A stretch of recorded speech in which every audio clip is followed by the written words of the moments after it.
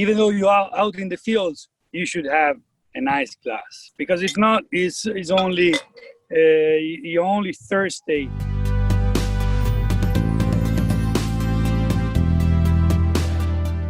Welcome to the Italian Wine Podcast Lockdown series.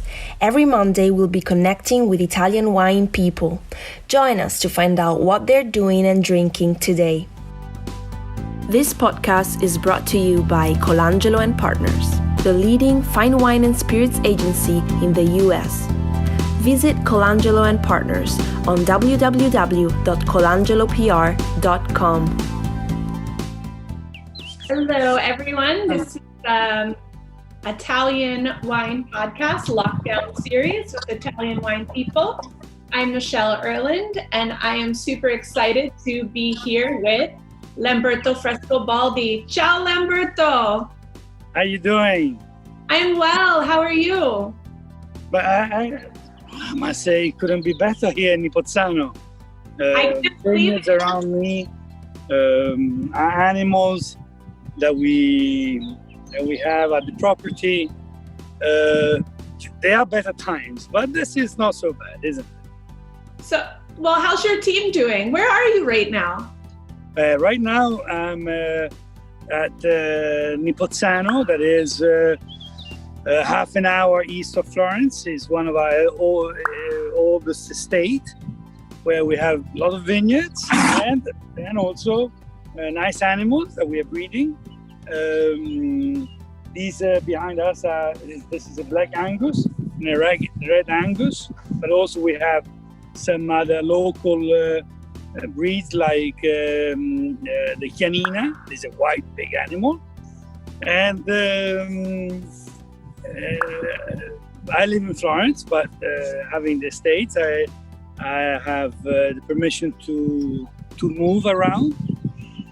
We've been also here planting recently. We have planted more a newly vineyard this year. And we're planting right now some olive trees. How much do one of those cows weigh? These are big cows. These are in kilograms. They are over 450 kilograms. That is. Wow. I don't make it up now in pounds, but it's a hell of a lot of good weight, and they are grass-fed. So we started having cows since 2010 back. So now it's 10 years, and I must say that they have bring the life again to our estates. So not only vineyards, but also breeding animals, I must say, is absolutely beautiful. And you're able also to employ your people also through the year, caring about them, and it's also beautiful to have them around you. And they keep clean some areas where we would have found difficulties if we had to do it by machine or by hand. Generally, living in a nice environment and free range, they are much more easygoing, and they interact with humans much more nicely. And probably they know the person that's feeding them as well, correct? Indeed, they know it. They know him, they know his voice, and actually they know him. When they're fed by him, they're actually indeed very happy. So besides the cows, who have you been on lockdown with? In Florence, I've been locked with my family. So 2 of my 3 kids, my wife, and my dog, Brunello, that is absolutely the best part of the family, because he's always happy.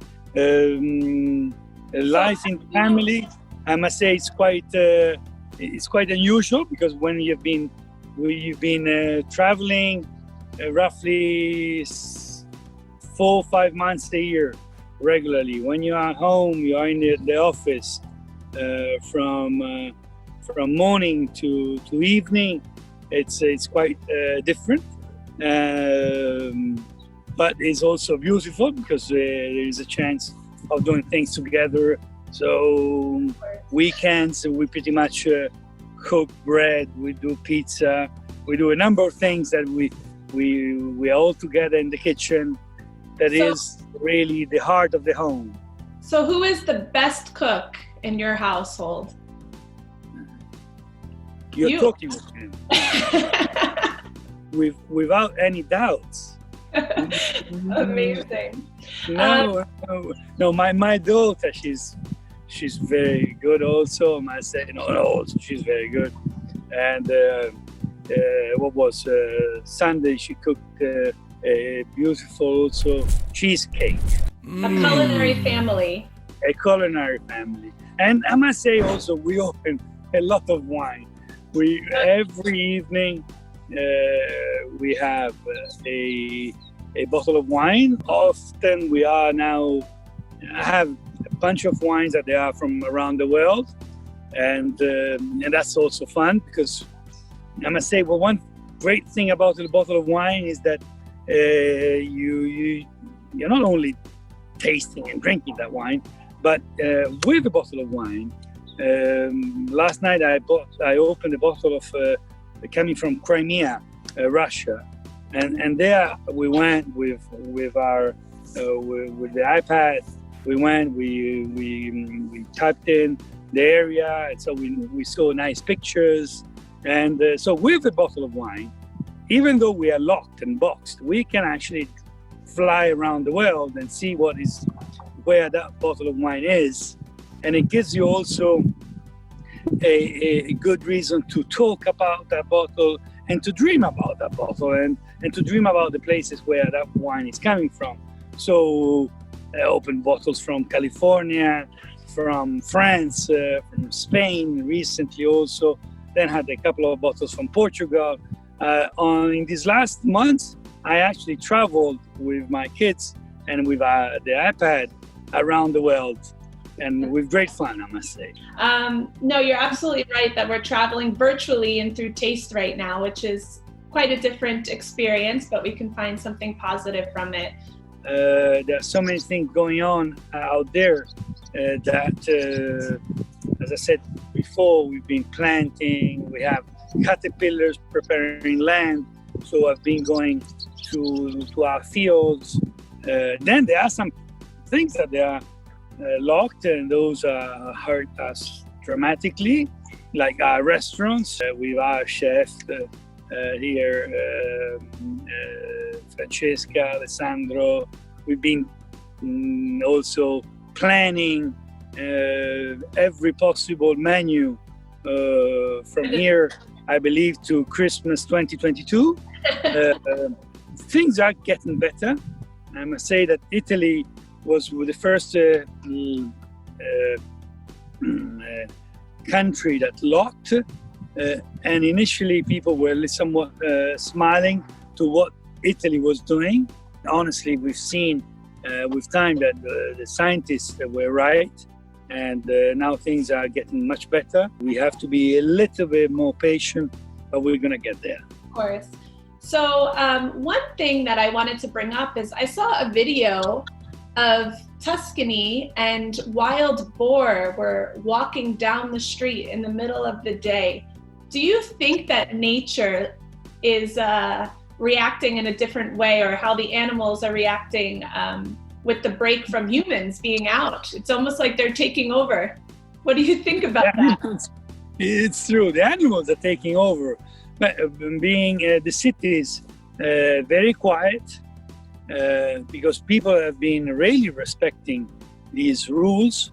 In Siena, Piazza del Campo, so the main square of Siena, that is grass is growing up again, and I believe that nobody saw grass between the stones for the last, I would say, hundreds of years. Nature is very strong, much stronger than what we believe. But one thing maybe we have to learn is to respect more those a larger part of areas that they have to be left at nature. In Tuscany, as a matter of fact, in the last 30 years, 18% of the total land of Tuscany has re-become forest. But definitely now, the message to us has become much more stronger. So I must say honestly, shall we open a bottle? We should. What are you drinking today? Let me grab a bottle. Yeah. So, Lamberto, today is a very special day because it is 9 a.m. in New York. So, that's just about the right time to start to open bottles, isn't it? Exactly, especially when you're on the road and you have nowhere to go. Perfect. You had your latte a couple of hours ago. Yes, I did. And then now it's time to open a bottle. Even though you are out in the fields, when you open a bottle, no matter where you are, you should have a nice glass. Because if not, it's only you're only thirsty, and so you can drink from a regular glass or from the bottle itself. But a glass of wine, it's important. I believe that's the most important thing. Is to have the right things. So, are you doing it together with me? Oh, I already poured mine. I'm ready. Okay, very good. What are we drinking, Lamberto? So we are in Nipozzano. So we are drinking Nipozzano, Riserva 2016. So we are in the area of Chianti Rufina. It's a sub-appellation of Chianti. It's a small appellation of this where we are. Rufina is the name of a little village, and Nipozzano is an historical place where our vineyards have been here, planted over 1,000 years ago. You would pair steak with this wine? No, I don't want to say it too loudly because I don't want them to understand. Because if not, they're gonna escape. But indeed, it's a great combination, but this is also what we have to learn again from what is happening these days, is to have also meat that is nicely grass-fed meat. You're not ingesting any kind of hormones or whatever that in some parts of the world are given to animals. And, there is no one who does farm to table like Italian people. You guys are the experts, that's for sure. So Lamberto, I have one final question for you. When this is all over, the lockdown, what is the first thing you're going to do? The first thing I'm going to do is I'm going to go out to dinner, to a restaurant, and I'm going to have a driver that night because I believe I'm going to drink a little bit more than what I should have to, and being together with friends that I've been talking to them on the phone or through Zoom, FaceTime or whatever. We people, we are made to stay together, and I hope that also in big cities like New York or like other big cities around the world, where the cities are big, but sometimes you feel a little bit lonely. People will become a little more easy doing and understand how it's important to cultivate friendship. Lamberto, thank you so much. It was such a pleasure to share wine with you today, and I can't wait to share. Either I come to Italy or you back in New York. I can't wait to have a glass with you in person. Come here because I can't drink this bottle all myself. So I'll be on the first plane. The bottle of wine. I often say it should be printed in the back. It's forbidden to open a bottle of wine on your own. You always have to have it with friends and share it. Cheers, Lamberto. Ciao. Ciao. Bye.